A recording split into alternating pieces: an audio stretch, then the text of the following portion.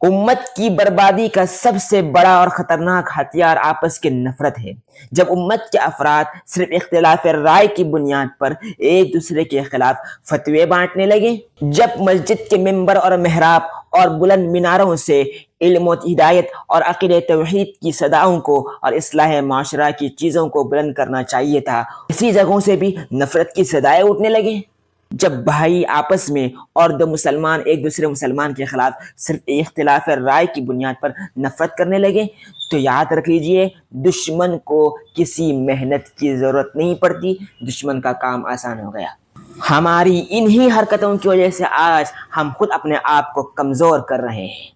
جو جنگ اور لڑائی ہم کو عقیدے کی لگتی ہے، وہ دراصل لڑائی اپنے مفادات کی، اپنے انا کی، اپنے غرور کی اور اقتدار پر اپنا دبدبہ باقی رہنے کی ہوتی ہے، اور اس کی سب سے بڑی قیمت عام مسلمان ادا کرتے ہیں۔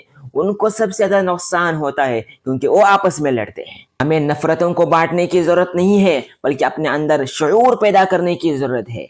اختلاف کو دشمنی میں نہیں بلکہ علم میں بدلنے کی ضرورت ہے، اس لیے کہ جہاں پر علم آئے گا وہاں سے جہالت خود بخود ختم ہو جائے گی۔